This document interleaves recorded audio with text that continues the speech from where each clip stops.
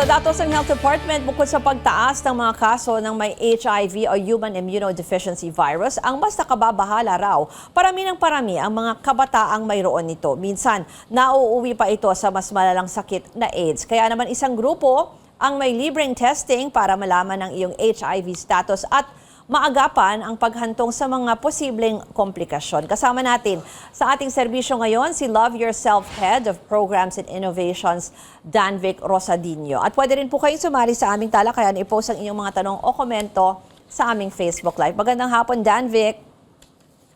Magandang hapon, Miss Ruth, at magandang hapon din po sa lahat nating mga nanonood. Briefly lang muna, pakipakilala yung inyong grupo na Love Yourself. So ang Love Yourself po ay isang organisasyon na pinubuo ng mga volunteers at ng mga miyembro ng mga community na nagbibigay ng serbisyo ukol sa sexual health, transgender health at mental health services. Ibig sabihin po nagbibigay po kami ng serbisyo ukol sa HIV from awareness sa pagbibigay po ng testing at treatment care and support.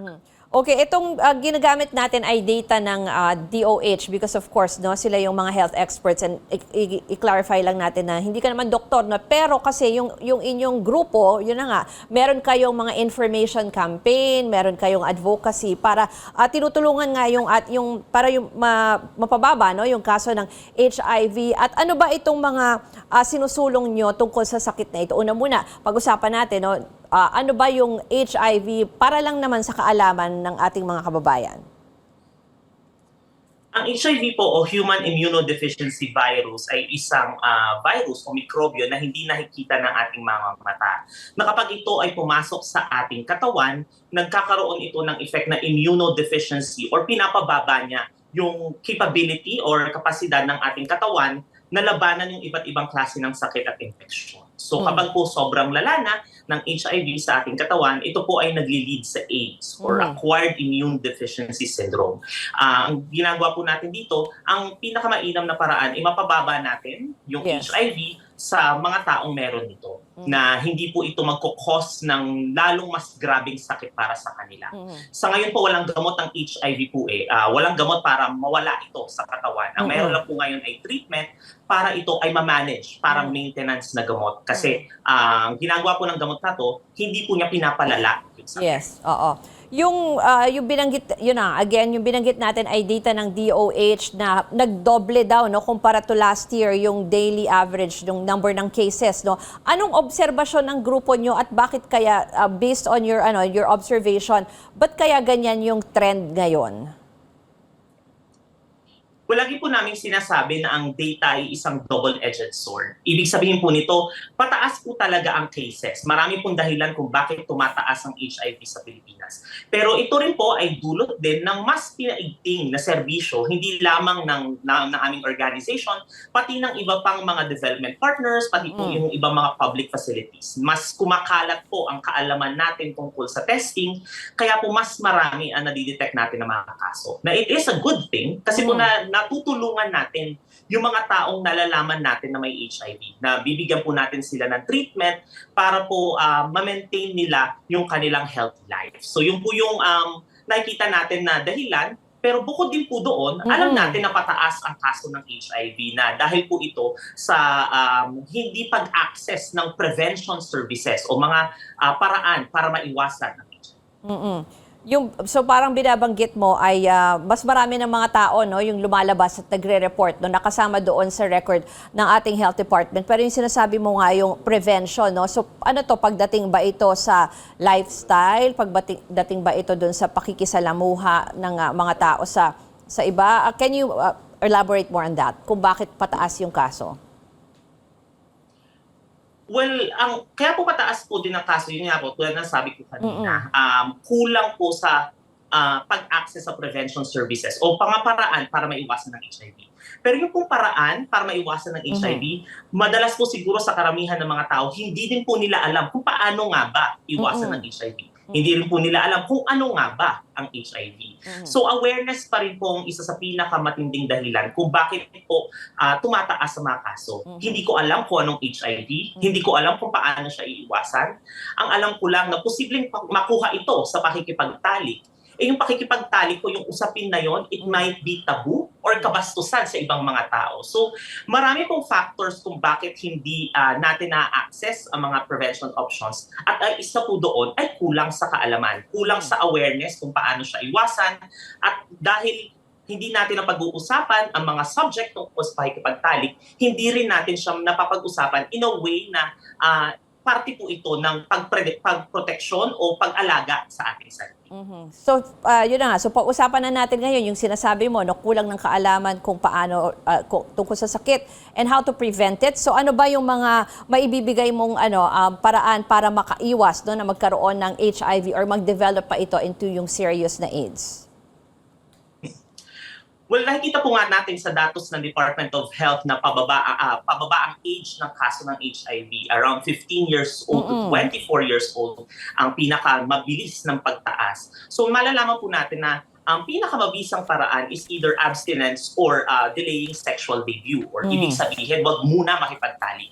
Pero alam naman po natin in terms of the lifestyle, hindi po lahat ng tao kaya itong gawin. Kaya po meron pong mga options para maiwasan ng HIV. Paggamit po ito ng condoms and lubricants, or pag-inom ng pre-exposure prophylaxis or PrEP.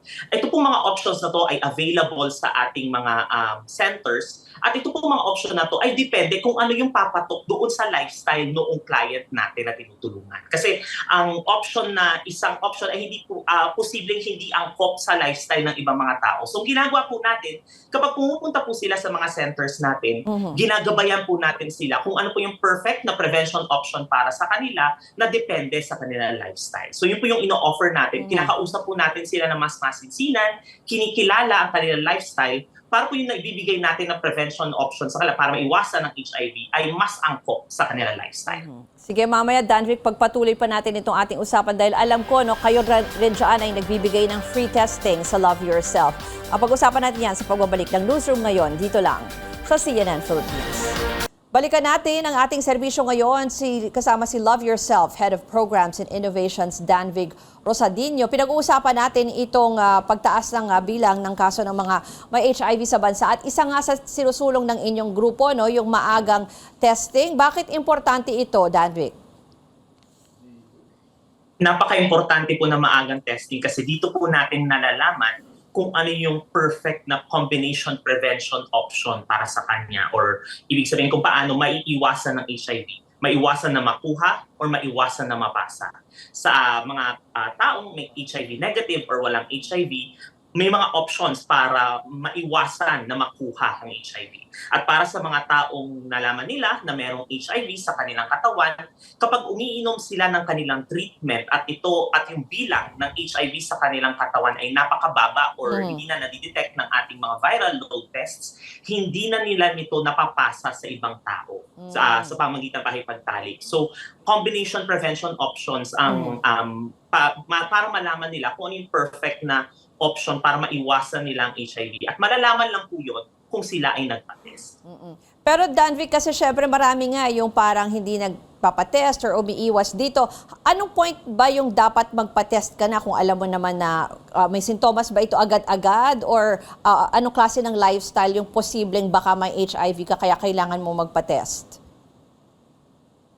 Yun po yung pinaka-tricky na part sa HIV. Kasi po once na makuha ng isang taong HIV, hindi po ito naglalabas agad ng sintomas. So, at ang posibleng length o yung tagal na asymptomatic ka or walang sintomas ay posibleng 2 to 10 years. At sa panahon po na to, posibleng na ipapasa mo siya sa ibang tao nang hindi mo namamalayan. So, ito po yung pinaka-tricky na part sa HIV. Kaya po, ang pinaka-mainam na paraan is laging magpa-test, lalo na kung ang lifestyle mo ay posibleng you are constantly exposed or lagi, sa tingin mo, lagi mong posibleng nakukuha ang HIV. Kung ikaw ay nakikipagtalik na maraming sex partners or nakikipagtalik ng walang protection, or kung ikaw ay nanay na buntis at hindi mo alam ang iyong HIV status, mainam na malaman mo yung status mo para hindi mo maipasa sa baby mo. So maraming paraan kasi na para maipasa ang HIV. Hindi lamang po ito sa pakikipagtalik, pati sa pag-share ng